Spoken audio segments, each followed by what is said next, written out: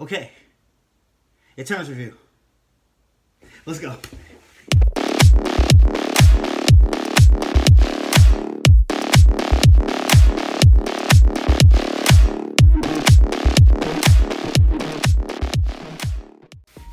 Alright guys, so Eternals review. I just got back from watching the Eternals. By this time I've been dropping reactions throughout the day. But I just got back from seeing Eternals. It was very interesting. I'm gonna give my true thoughts on this. It was very interesting to see how everything's gonna play out, how they include many of the actions that happened in the MCU prior till now. Getting introduced to all the characters: Ajax, Sprite, Gilgamesh, Druig,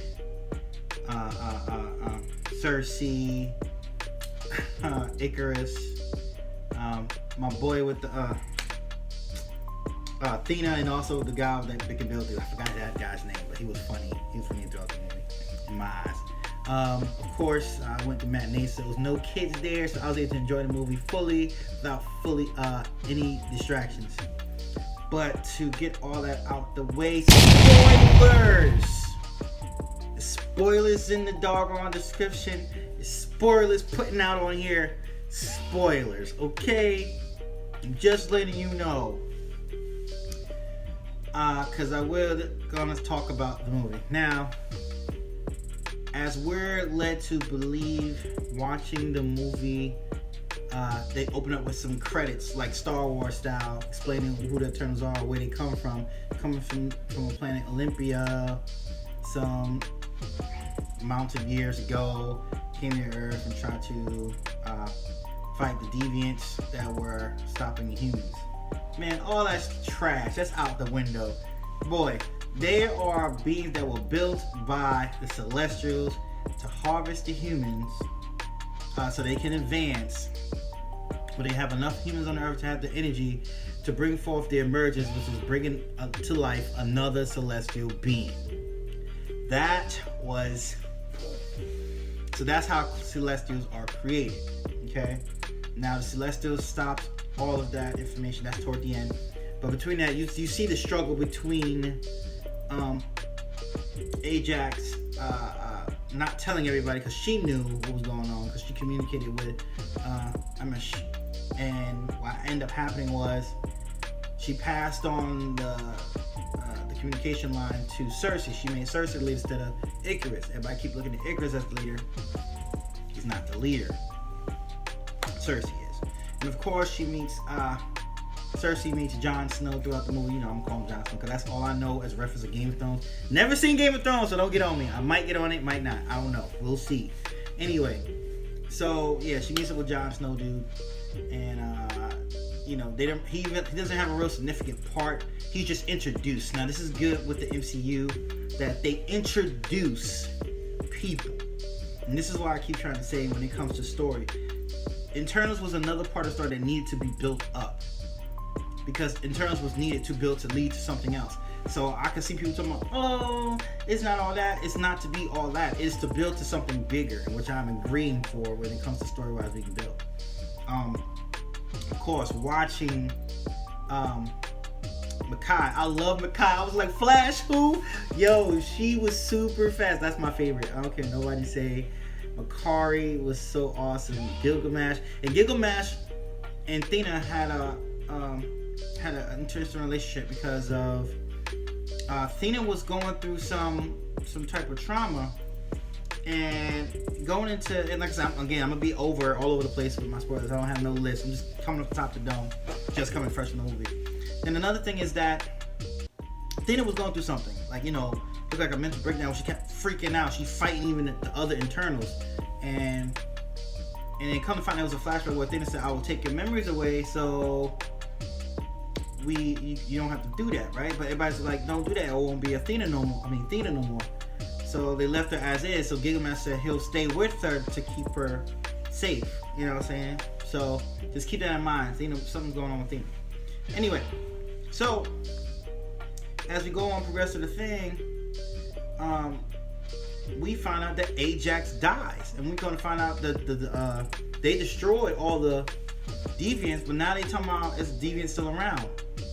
So what ended up happening is that Cersei was out and about with not Icarus, with Sprite, with Jon Snow dude on the streets of London, and the deviant attacked them. Now what happens is, as they're fighting Sprite and everything, and Icarus comes through and start fighting the deviant.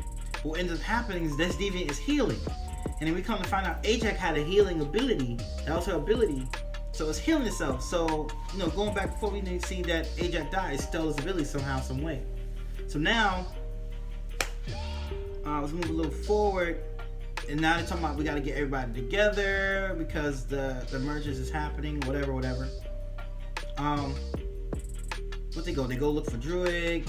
Go look for, I think his name's Klaus. The other guy, I can't remember his name. Like, I gotta look it up. I'll be so mad when I can't remember it. Cause I remember everybody else's name except for him, and he was the coolest one to me, next to Makari. But they end up trying to get a plan going, try to do something, and come to find out that when Cersei connected with the Celestials, like Ajax did, going down the line, like that's how they was communicating. Bro, they told exactly what was going on. There was no Olympia. There was no, it was born here, none of that. They found out they was built to look like robots. You know what I'm saying? That could live forever. And the Celestials put energy in them, give them their specific powers and all that stuff like that. And their minds are erased every time when their emergence happens. So they've been doing this for millennials of years. Millennial type of millennial. You know what I'm saying? And that's why now going back to Athena, why her brain was going on, because she was remembering all the lifespans she already had, her memory being wiped, and it kept coming up. She kept fighting. You know what I'm saying? So that's interesting. Then to come to find out, Icarus betrayed everybody. He already knew what was going on, because Ajax told him what was going on, and he didn't tell nobody else. And he was trying to make stop the other Eternals from stopping the emergence. It was crazy, man. The battle toward the end, fighting Icarus. Oh, bro, everybody was like going in. Like the only one I couldn't see no one really doing a full fight was because a lot of them didn't have real like fighting ability, meaning like their powers that set didn't lead to it, but it could be used in a certain way that can aid another Eternal that can fight. It was interesting. It was interesting to watch, man. Y'all enjoy. I'm not gonna spoil everything, but I do let you know there is 2 credit scenes. One after the other scene, once it ends, and then 5 minutes after the regular credits roll, there's a second scene. Now the first scene was something spectacular about Thanos' brother came into the picture because they look for other Eternals at this time. Thanos' brother shows up. So they're like, what? Thanos' brother? Yeah, Thanos' brother, bro. So y'all definitely got to check it out. After the second scene, then you see Jon Snow dude come back in the picture, and he's got the sword. Now they do a name drop of the sword called the Ebony Blade in the movie early on, but the thing that someone knows, this is Excalibur, so they had the sword Excalibur, the real Excalibur in the movie. But there's another blade, the Ebony Blade, which in this second end credit he's about to touch it, get it, pick it up. But then someone stops like, are you sure you're ready to handle that? Now I didn't recognize the voice because I can't go back and play it and listen again because it's a movie. You know what I'm saying? But I would go see it again because I actually thoroughly enjoyed it. Now I could probably catch more of what I saw. So I'm giving it, bing bing, 2 thumbs up, my guy. Giving it, and I'm gonna give it a solid. I'm gonna say an 8 out of 10 to me because I enjoyed the story of what it is.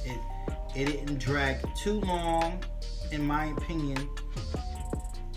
It's set up nicely for whatever they're trying to do. They had to tell the story. The nice back and forth. It was well balanced, going back and forth, and with the story where they in the future, and they'll tell you where you at in the past or the future, whatever they're talking. But it was really good, man. So I hope everyone goes out there and enjoy the movie. Go support, because you already know when you support Marvel, we get more stuff. So go do it. I'm telling y'all. Yeah, it was good, man. So I can't wait to see what it leads to next, because at the end it said Eternals will return. So we need to see what goes on, guys. So y'all need to go support, man. For real, Marvel been doing things. They don't have to give us this. Like, they don't have to give us live action comics. That's the thing people don't realize. Everybody, oh, it's boring. No, y'all don't understand. Be grateful to what you get. That's all I can say. You know what I'm saying?